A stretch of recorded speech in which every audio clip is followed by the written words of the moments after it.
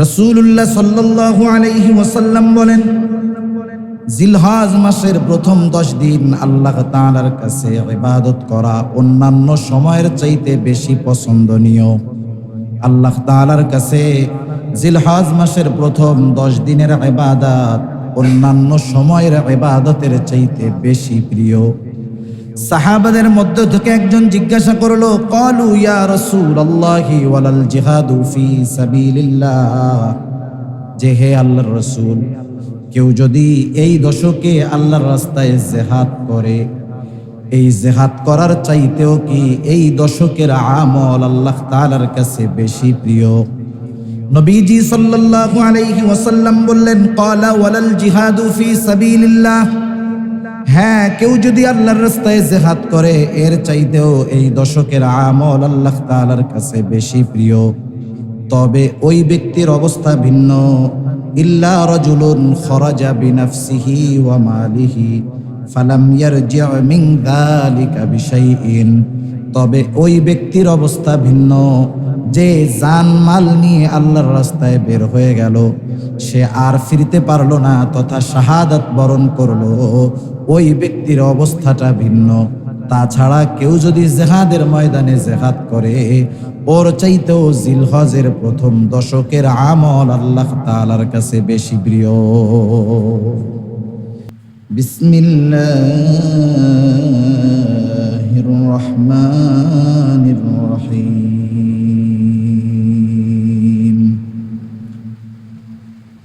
ইন্না ইদ্দাতাশ শুহুরি ইনদাল্লাহি 12 শাহরান ফি কিতাবিল্লাহি ইয়াওমা খালাকাস সামাওয়াতি ওয়াল আরদা মিনহা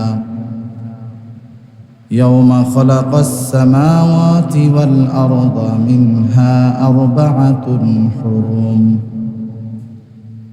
وقال رسول الله صلى الله عليه وسلم إن الزمان قد استدار كهيئته يوم خلق الله السماوات والأرض السنة 12 شهرا منها 4 حرم. صدق الله العلي العظيم وصدق رسوله النبي الكريم ونحن على ذلك من الشاهدين والشاكرين والحمد لله رب العالمين. سبحانك لا علم لنا إلا ما علمتنا إنك أنت العليم الحكيم. আমরা মুহাব্বতের সাথে দুরূদ শরীফ পাঠ করি। আল্লাহুম্মা সাল্লি আলা মুহাম্মাদিন ওয়া আলা আলি মুহাম্মাদ كما صليت على إبراهيم وعلى آل إبراهيم إنك حميد مجيد. اللهم بارك على محمد وعلى آل محمد كما باركت على إبراهيم وعلى آل إبراهيم إنك حميد مجيد. الحمد لله. আল্লাহ রাব্বুল আলামিনের দরবারে অগণিত শুকর যে মহান মালিক আমাদের হায়াতে বরকত দিয়ে সুস্থ রেখে জিলকাদ মাসের সর্বশেষ জুমআ আদায়ের লক্ষ্যে তার ঘরে আসার তৌফিক দিয়েছেন। আমরা সেই মহান মানিবকে খুশি করার জন্য মোহাব্বতের সাথে জবান খুলে অন্তর থেকে একবার কালিমাতুশ শুকর পাঠ করি, আলহামদুলিল্লাহ।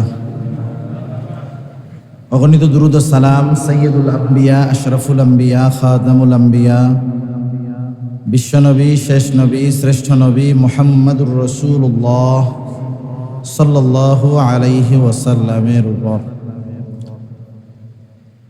এই মাসের পরেই জিলহজ মাস। আল্লাহ রাব্বুল আলামিন কোরআনুল কারীমের মধ্যে সুস্পষ্টভাবে জানিয়ে দিয়েছেন, চারটি মাসকে তিনি সম্মানিত মাস হিসাবে ঘোষণা করেছেন। আল্লাহ তাআলা কোরআনুল কারীমের মধ্যে বলেন, ইন্না ইদ্দাতাশ শুহুরি ইনদাল্লাহি 12 শাহরান ফি কিতাবিল্লাহ ইয়াওমা খালাকাস সামাওয়াতি ওয়াল আরদা মিনহা আরবাআতুন হুরুম। আল্লাহ তাআলা পৃথিবী সৃষ্টির শুরু থেকে নিয়েই 12টি মাসে বছরকে বিভক্ত করেছেন। এর মধ্যে 4টি মাস হলো সম্মানিত মাস। তাহলে আল্লাহ সুবহানাহু ওয়া তাআলা পৃথিবী সৃষ্টির শুরু থেকে নিয়েই মাসকে, বছরকে 12 মাসে বিভক্ত আল্লাহ তাআলা করেছেন। সেজন্য যদিও আমরা দেখি যে হিজরি সন, ইসাই তথা ইংরেজি সন বাংলা সনের চাইতে কম মনে হয়, যে অল্প দিন শুরু হয়েছে, বিষয়টা এমন নয়। বরং নিয়মতান্ত্রিক আরবি সনের বা আরবি বছরের বা চন্দ্রবর্ষের গণনা শুরু হয়েছে হিজরতের শুরু থেকে নিয়ে। যদিও হিজরতের অনেক পরে গণনা শুরু হয়েছে, কিন্তু গণনার শুরুটা হিজরত থেকে শুরু করা হয়েছে, সেজন্য এটাকে হিজরি সনও বলা হয়। আল্লাহ রাব্বুল আলামিন শুধু জানালেন 12টা মাস তা না, এর মধ্যে সৃষ্টির শুরু থেকে নিয়ে 4টি মাসকে আল্লাহ তাআলা সম্মানিত করেছেন। ফিহা আরবাআতুন হুরুম, এই 12 মাসের মধ্যে 4টি মাস হলো সম্মানিত মাস। এই সম্মানিত মাসগুলো চলতেছে। রাসূল আকরাম সাল্লাল্লাহু আলাইহি ওয়াসাল্লাম জানায়া দিয়েছেন হাদিসের মধ্যে, قال رسول الله صلى الله عليه وسلم إن الزمان قد استدار كهيئته يوم خلق الله السماوات والأرض السنة 12 شهرا منها 4 حرم। রাসূল আকরাম সাল্লাল্লাহু আলাইহি ওয়াসাল্লাম জানায়া দিয়েছেন, একেবারে পৃথিবীর শুরুতেই আল্লাহ রাব্বুল আলামিন, আল্লাহ তাআলা 12টি মাস হবে এই নিয়ম, এই সুন্নাহ আল্লাহ তাআলা করে রেখেছেন। এর মধ্যে 4টি মাসকে আল্লাহ তাআলা সম্মানিত করেছেন। রাসূলুল্লাহ সাল্লাল্লাহু আলাইহি ওয়াসাল্লাম বলেন, সালাসাতুম মুতাওয়ালিয়াতুন, এর মধ্যে 4 মাসের মধ্যে 3 মাস হলো ধারাবাহিক। আল্লাহ রাসূল সাল্লাল্লাহু আলাইহি ওয়াসাল্লাম বলেন, একটা হলো যুলকআদা, আর একটা হলো যুলহিজ্জাহ, আর একটা হলো মুহররম। এই 3টা হলো ধারাবাহিক। এই যে জিলকাদ মাস চলতেছে, এটাও হারাম মাস তথা সম্মানিত মাসের অন্তর্ভুক্ত। জিলহজ মাস, এটা হলো আরবি বৎসরের শেষ মাস। জিলহজ মাস হলো আরবি বৎসরের শেষ মাস। আমরা অনেকে এটা জানি না। অনেকে অনেক সময় মনে করি যে রোজার মাসের মাধ্যমে মনে হয় বছরের শেষ হয়, বিষয়টা এমন নয়। জিলহজ মাসের মাধ্যমে আরবি বৎসরের শেষ হয়, নতুন বৎসরের শুরু হয়। এর পরবর্তী যেই মাস, বছরের শুরুর মাস হলো মুহররম মাস। এই 3 মাস হলো ধারাবাহিক। আর একটা হলো রজব মাস। রাসূল আকরাম সাল্লাল্লাহু আলাইহি ওয়াসাল্লাম জানায় দেন, যেটা হলো শাবান মাসের পূর্ববর্তী মাস। এই 4টি মাস হলো সম্মানিত মাস। রমজান মাসের ফজিলতের বিষয়টা ভিন্ন। রমজানের ফজিলত কোন কোন কারণে, এটা মোটামুটি আমাদের জানা আছে, কিন্তু পৃথিবীর সৃষ্টির শুরু থেকে নিয়ে এই 4টি মাসকে সকল নবী, সকল উম্মতের জন্য সম্মানিত মাস বলে আল্লাহ তাআলা ঘোষণা করেছেন। শুধু তাই না, তৎকালীন সময়ের অমুসলিম যারা ছিল, আহলে কিতাব সহ যারা ছিল, প্রত্যেকেই এই 4 মাসে যুদ্ধ, বিগ্রহ, দ্বন্দ্ব, ফ্যাসাদ থেকে বেঁচে থাকার চেষ্টা করতেন। এই 4 মাসের মধ্যে সবচাইতে সম্মানিত মাস, শ্রেষ্ঠ মাস হলো জিলহজ মাস। জিলহজ মাস কেন শ্রেষ্ঠ মাস? এর বেশ কিছু কারণ পাওয়া যায় হাদিসের আলোকে। 1 নম্বর কারণ হলো, এই মাসেই আল্লাহ রাব্বুল আলামিন ইসলামের অন্যতম ফরজ বিধান, অন্যতম ভিত্তি হজকে আল্লাহ তাআলা এই মাসেই ফরজ করেছেন। জিলহজ মাসেই আমরা হজ করে থাকি। এই মাসে ইসলামের অন্যতম প্রধান রুকন হজ, এটা এই মাসেই করতে হয়। অন্যান্য সময় যেগুলো করা হয় ওমরা, সাধারণভাবে হজ করতে গিয়েও ওমরা করা যায়, সাথে অসুবিধা নাই। কিন্তু হজ এই মাসেই করা হয়, এজন্য এই মাস অন্যতম ফজিলতময় মাস। শুধু তাই না, এই মাসের মধ্যেই ইসলামের অন্যতম নিদর্শন, অন্যতম এক আমল কোরবানি এ মাসেই করা হয়। সাথে সাথে আল্লাহ রাব্বুল আলামিন কোরআনুল কারীমের মধ্যে বিভিন্ন সময় বিভিন্ন সময়ের শপথ করেছেন, বিভিন্ন বিষয়ের শপথ করেছেন। যেমন সূরাতুল আসর, এই সূরার শুরুতে আল্লাহ তাআলা সময়ের কসম করেছেন। সূরাতুল ফজর, এই সূরার শুরুতে আল্লাহ তাআলা কসম করতেছেন, বলতেছেন ওয়াল ফজর ওয়া লায়ালিন আশর, শপথ ফজরের, শপথ 10 রাত্রির। এটা কোন 10 রাত্রির শপথ? রাইসুল মুফাসসিরিন আব্দুল্লাহ ইবনে আব্বাস রাদিয়াল্লাহু তাআলা আনহু সহ অনেক সাহাবায়ে কেরাম, তাবেঈন, মুফাসসিরিন গণের মত হলো ওয়ালায়ালিন আশর দ্বারা উদ্দেশ্য হলো জিলহজ মাসের প্রথম দশক। এজন্য হাদিসের মধ্যে এই দশকের ব্যাপারে খুবই গুরুত্ব আরোপ করা হয়েছে। আল্লাহ তাআলা এই দশকের কসম করেছেন বিদায় জিলহজ মাস এবং জিলহজ মাসের প্রথম দশক এটা অন্যতম গুরুত্বপূর্ণ। শুধু তাই না, রাসূলুল্লাহ সাল্লাল্লাহু আলাইহি ওয়াসাল্লাম বিদায় হজের সময় জিলহজ মাসকে শ্রেষ্ঠ মাস, হারাম মাস সমূহের মধ্যে শ্রেষ্ঠ মাস হিসাবে আল্লাহর নবী অভিহিত করেছেন। তাহলে দেখুন, জিলহজ মাস হারাম মাস সমূহের মধ্যে, সম্মানিত মাস সমূহের মধ্যে শ্রেষ্ঠতম মাস হওয়ার অনেকগুলো কারণ হাদিসের আলোকে পাওয়া যায়। এজন্য এই মাসটা হলো নেক আমলে অগ্রবর্তী হওয়ার মাস, নেক আমলে অগ্রগামী হওয়ার মাস। জিলহজ মাসের প্রথম দশকে আমলের ব্যাপারে হাদিসের মধ্যে অনেক আলোচনা এসেছে।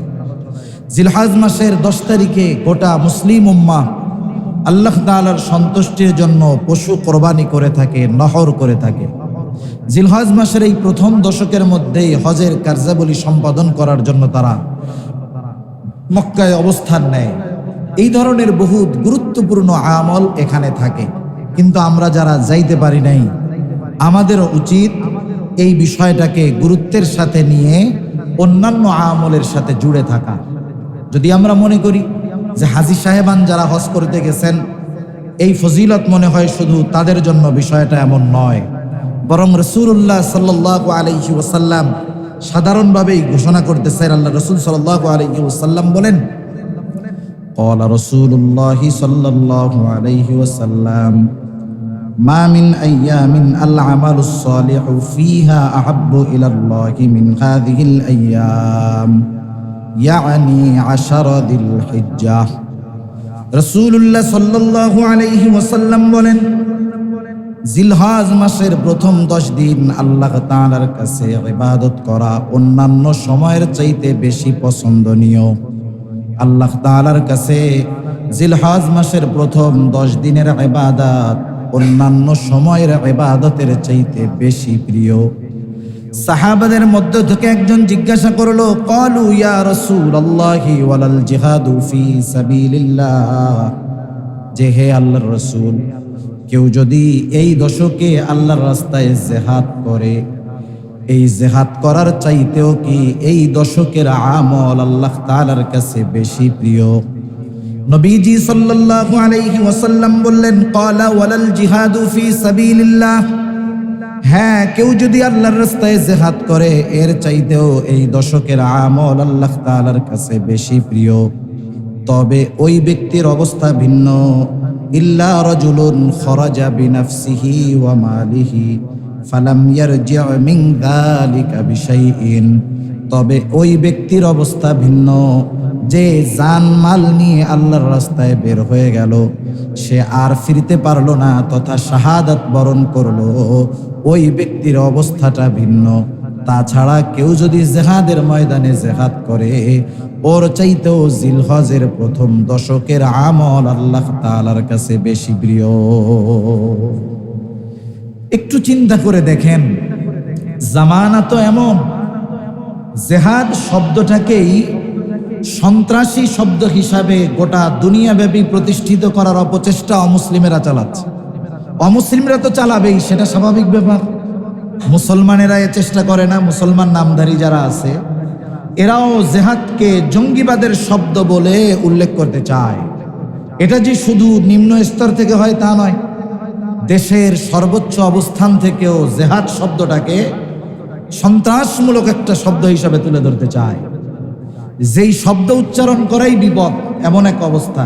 যারা ফেসবুক ব্যবহার করে, আপনি যদি ফেসবুকে কোনো পোস্ট দেন, জিহাদ লেখেন বাংলায়, কোনো স্পেস না দিয়ে এক ওয়ার্ডে লেখেন, আপনাকে ফেসবুক কর্তৃপক্ষ রেস্ট্রিকশনে ফেলায় দেবে। আপনাকে সতর্ক করবে যে আপনি এমন শব্দ ইউজ করতেছেন যেটা আমাদের কমিউনিটির সাথে যায় না। চিন্তা করে দেখছেন? জেহাদ শব্দটাকেই বিশ্বব্যাপী মানুষের সামনে একটা ভয়ঙ্কর শব্দ হিসাবে উপস্থাপন করার অপচেষ্টা চলতেছে। যেমন কিছুদিন চলছিল মৌলবাদী নিয়ে। মৌলবাদী বলতে ওরে বাবা কি বোঝানো হতো, অথচ মৌলবাদী যারা এরাই মূলের সাথে আছে। যখন যে কোনো বিষয়ের মৌলিক বিষয়রূপকে আঁকড়ে ধরে এরাই তো মৌলবাদী বলা হবে। যে ইসলামের মূল বিষয়গুলো আঁকড়ে ধরে রাখবে সেই ইসলামের মধ্যে মৌলবাদী। অন্য ধর্মেও মৌলবাদী থাকতে পারে, সে যদি মূল বিষয়টাকে আঁকড়ে ধরে। ঠিক কিনা বলেন? দেখেন শব্দটাকে কেমনে অপব্যাখ্যা করতে করতে করতে এমন শব্দ বোঝানো হয়েছে যে দাড়ি টুপি যাদের আছে, সুন্নাত মুআফিক যারা চলে, এরাই হলো মৌলবাদী। আর মৌলবাদী মানেই সন্ত্রাস। যেখানে দুনিয়াব্যাপী জেহাদ আমলটাকে তো উচ্ছেদ করার অপচেষ্টা চলতেছে, এই জেহাদ শব্দটাকে উঠায় দিতে চায়। কোরআনুল কারিমে সেই শব্দ সুস্পষ্টভাবে আল্লাহ তাআলা বর্ণনা করেছেন, অথচ যেই আমল করার সুযোগ ইচ্ছা থাকলেও আমাদের মধ্যে সুযোগ নাই। এই ধরনের কর্মের চাইতে বেশি সওয়াবের অধিকারী এই জিলহজের 10 তারিখে আমল করার মাধ্যমে পাওয়া যায়। একটা জিনিস মনে রাখতে হবে যে জিলহজ মাসের প্রথম দশকের আমল আল্লাহ তাআলার কাছে অধিক প্রিয় হওয়ার কারণে জিহাদ ফি সাবিলিল্লাহর ফজিলত কমতি হয় নাই, এটা মনে করার কোনো সুযোগ নাই। আল্লাহ তাআলা যদি চান স্পেশালভাবে দিতে পারেন, এটা আল্লাহ তাআলার ইচ্ছাধীন। কিছু কিছু সময় আছে, কিছু জিনিসের দাম ঠিকই থাকে কিন্তু এটাকে কম মূল্যে বিক্রয় করা হয়। যেমন মাঝে মধ্যে দেখবেন, এখানেও হয় দেখছি মাঝে মধ্যে ওভারব্রিজের ট্রাকের নিচে সয়াবিন তেল 5 লিটার যে দামে বিক্রয় করে, দোকানে তার চাইতে প্রায় 150-200 টাকা বেশি, কিন্তু ট্রাকের মধ্যে পাওয়া যায় 150 টাকা কমে। এখন একথা বলার সুযোগ নাই যে ট্রাকে যেটা বেচতেছে ওইটার মান কম, দোকানে যেটা ওইটার মান বেশি, এটা বলার সুযোগ নাই। কেন?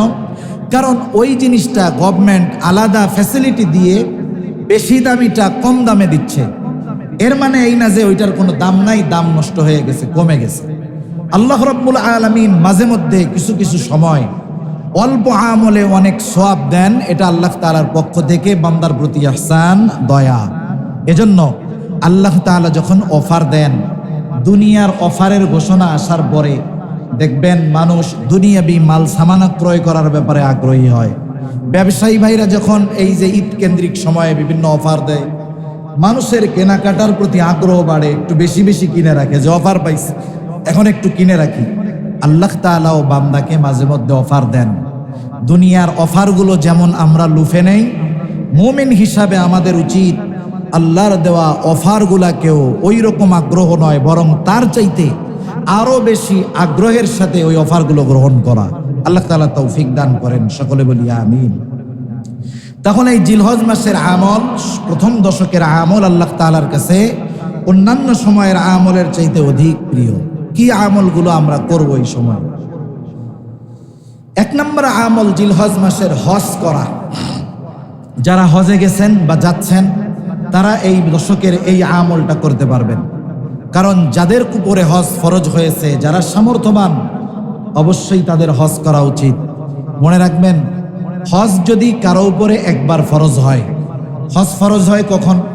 সাধারণভাবে আমরা যেটা জানি, হজের সফর সম্পন্ন করতে যেই পরিমাণ অর্থ লাগে, এর বাইরে ওই পরিমাণ অর্থ যদি থাকে যা দিয়ে তার অনুপস্থিতিতে তার পরিবার পরিচালিত হতে পারবে সে আসা পর্যন্ত, এই পরিমাণ অর্থ যদি কারো কাছে থাকে তার উপরে হজ ফরজ।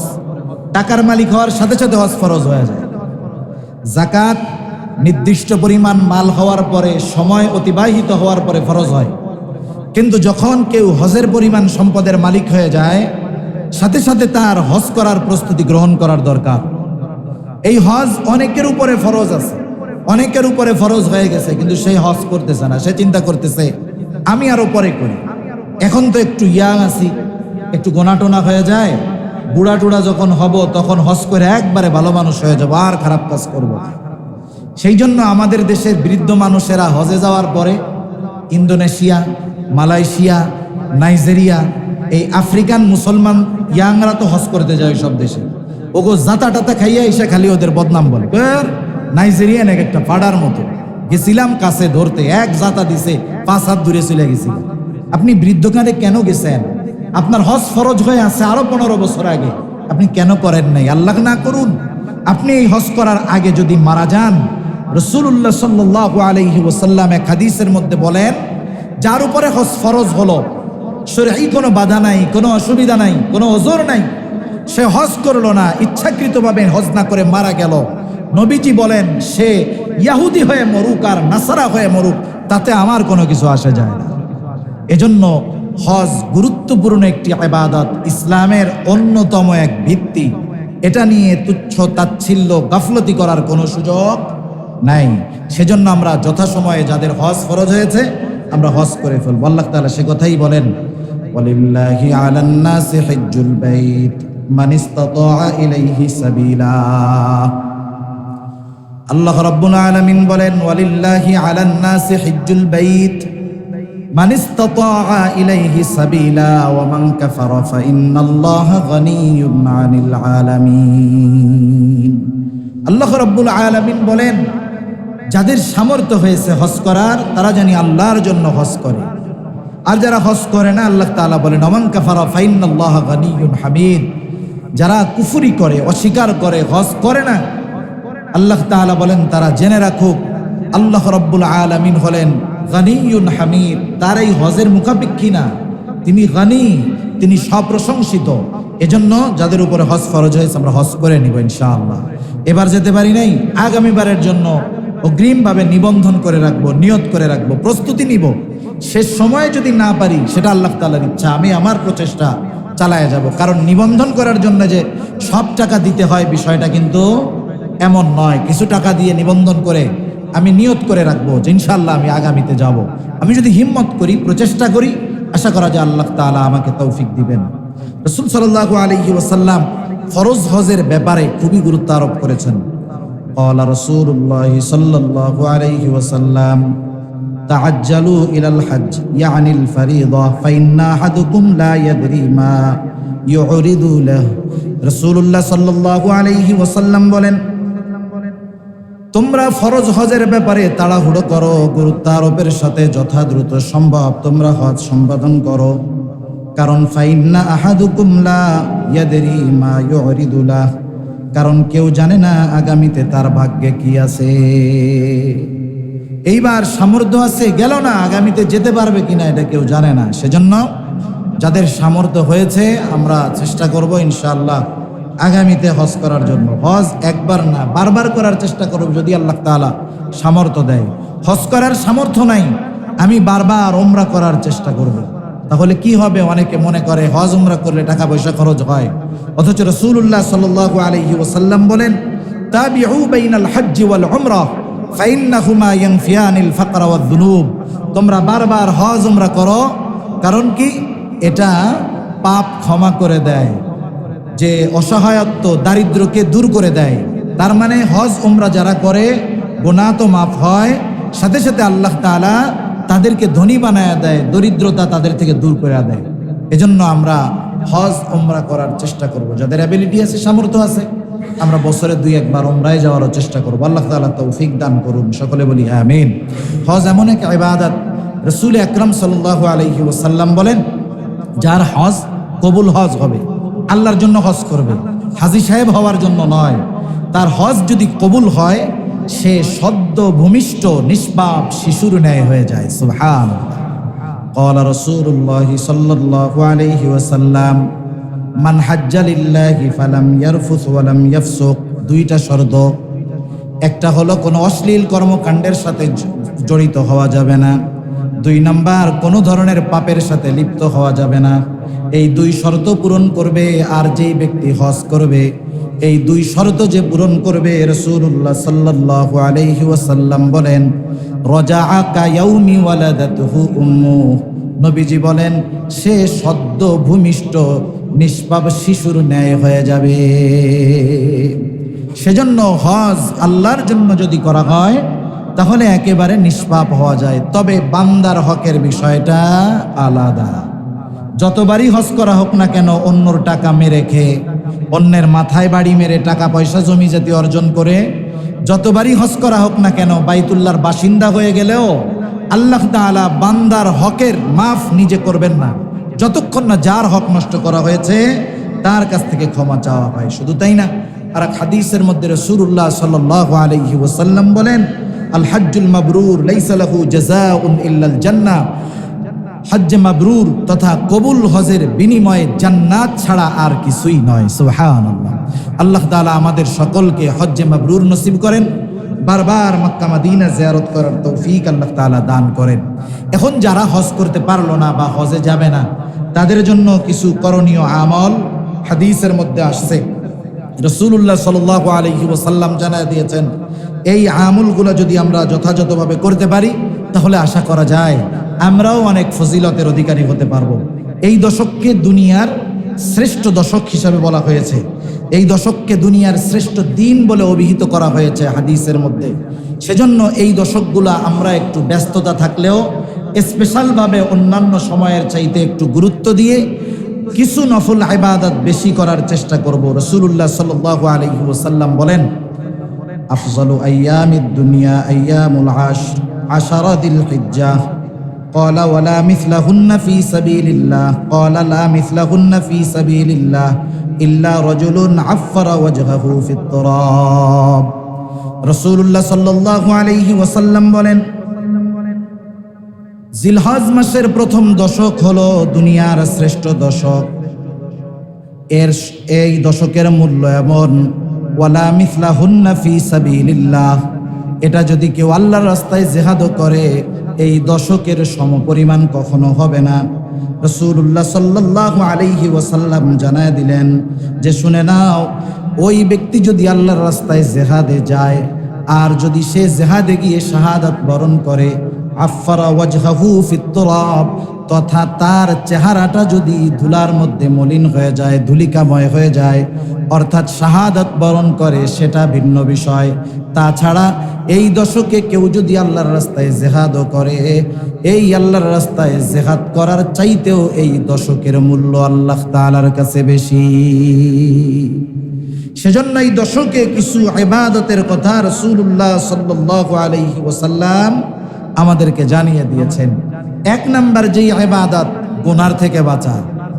গুনার থেকে বাঁচা এটাও ইবাদত, সকল ধরনের গুনাহ থেকে বাঁচতে হবে। যেই আয়াতের মধ্যে আল্লাহ তাআলা এই 4টি মাসকে সম্মানিত মাস হিসাবে ঘোষণা করেছেন, ওই আয়াতের শেষে আল্লাহ তাআলা বলতেছেন ফালা তাযলিমু ফীহিন্না আনফুসাকুম, তোমরা তোমাদের নিজেদের উপরে নিজেরা কোনো জুলুম করো না।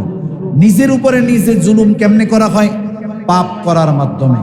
একটা মানুষ যখন অপরাধ করে, গুনাহ করে, সে তখন নিজের উপরেই নিজে জুলুম করে।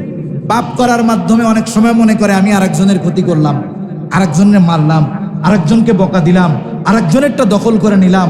এই যে মানুষ মনে করে যে ওরে ক্ষতি করছি, আমার পাওয়ার, আসলে তা নয়। ও নিজের উপরে নিজে জুলুম করেছে, নিজের উপরে নিজে জুলুম করেছে গুনাহ করার মাধ্যমে। এজন্য এই দশকে, অন্যান্য সময় তো চেষ্টা করব, স্পেশালি এই দশকেও আমরা চেষ্টা করব ছোটখাটো গুনাহগুলো থেকেও বেঁচে থাকার জন্য। গুনাহ থেকে বাঁচা এটা কিন্তু বড় এক আমল, বড় এক ইবাদত। তাই আমরা এই দশকে গুনাহ থেকে বেঁচে থাকার সর্বাত্মক চেষ্টা করব। সাথে সাথে হাদিসের আলোকে কয়েকটা বিষয়ের আমলের কথা আসছে, সহজ আমলের কথা। 1 নাম্বার, জিকির, তাসবিহ, তাহলিলের মধ্যে আমরা একটু জড়িত থাকার চেষ্টা করব বেশি বেশি। কারণ জবান দিয়ে জিকির হবে, হাত দিয়ে কাজ করা যাবে, জবান দিয়ে জিকির করব। জবানটাকে যদি জিকির দ্বারা সিক্ত করতে পারি, এটা আমাদের জন্য অনেক লাভ। قال رسول الله صلى الله عليه وسلم ما من أيام أعظم عند الله ولا أحب إلى الله العمل فيهن من أيام العشر আল্লাহ রাসূল সাল্লাল্লাহু আলাইহি ওয়াসাল্লামের কাছে এই দশকের আমল সবচেয়ে বেশি প্রিয়। এই সময় কি করণীয়? এই হাদিসের মধ্যে নবীজি বলেন ফাকসিরু ফীহিন্নাত তাসবিহ ওয়াত তাহলিল ওয়াত তাহমিদ ওয়াত তাকবীর সুবহানাল্লাহ আলহামদুলিল্লাহ লা ইলাহা ইল্লাল্লাহ আল্লাহু আকবার। এই হাদিসে নবীজি এটাই পড়তে বলছেন। এর মধ্যে তাসবিহ আছে, তাহমিদ আছে, তাহলিল আছে, তাকবীর আছে। তাসবিহ কোনটা? সুবহানাল্লাহ। তাহমিদ কোনটা? আলহামদুলিল্লাহ। তাহলিল কোনটা? লা ইলাহা ইল্লাল্লাহ। তাকবীর কোনটা? আল্লাহু আকবার। একসাথে আমরা এটা সবারই মুখস্থ, সুবহানাল্লাহ, আলহামদুলিল্লাহ, লা ইলাহা ইল্লাল্লাহ, আল্লাহু আকবার।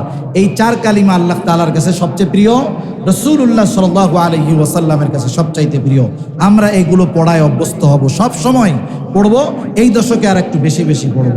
এরপরে ঈদের দিন ছাড়া বাকি 9 দিন আমরা যদি সম্ভব হয় রোজা রাখার। যারা কোরবানি দিবেন তারা এই জিলহজ মাস শুরু হওয়ার আগেই চুল, নখ, গোপন অঙ্গের পশম এগুলো আগের থেকে পরিষ্কার করবে। ওই দশকে এগুলো কাটবে না যারা কোরবানি দিবে তারা। এখন প্রশ্ন হলো, কোরবানি ওয়াজিব হয় কোন দিন? কোরবানি ওয়াজিব হয় ওই সময়, ওই যে কোরবানির 3 দিন 10, 11, 12, 13 ওই 3 দিন যাদের সামর্থ্য পরিমাণ সম্পদ থাকে তাদের উপরে কোরবানি ওয়াজিব হয়। এখন বিষয় হলো, আজকে হয়তো বা জিলহজের 1 তারিখে অথবা এই মাসের শেষ তারিখে কোরবানি দেওয়ার অ্যাবিলিটি নাই। তার তো এমনও হতে পারে যে ওই 3 দিনের মধ্যেই তার অ্যাবিলিটি হয়ে গেছে, তখন তো তার কোরবানি দিতে হবে। কথা বোঝা গেছে? এজন্য সাধারণভাবে সবাই এই আমলটা আমরা করার চেষ্টা করব, কারণ সাহাবা ইকরামের আমল থেকে পাওয়া যায় যারা কোরবানি দিতেন না তারাও এই আমলটা করতেন। আমরা সেজন্য সকলে এই মাস আজকে হলো 26 তারিখ, আরবি মাস 29ও হতে পারে, 30ও হতে পারে। সেজন্য কবে শেষ হবে এটা বলা যাচ্ছে না। আমরা হিসাব রাখবো আজকে থেকে, সন্ধ্যার থেকে 27 তারিখ শুরু হবে। এই হিসাব করে আগের থেকেই আমরা দাড়ি, গোঁফ, চুল, দাড়ি যতটুকু ছাড়ানোর দরকার ছাড়ায়া গোপনাঙ্গের পশমগুলো পরিষ্কার করে আমরা এই আমলটা করার চেষ্টা করব। আল্লাহ সুবহানাহু ওয়া তাআলা আমাদের সবাইকে জিলহজ মাসের ফজিলতময় আমলগুলো বেশি বেশি করার তৌফিক দান করেন। সকলে বলি আমিন। আমরা যারা সুন্নাত পড়বো সুন্নাত পড়ে নিই।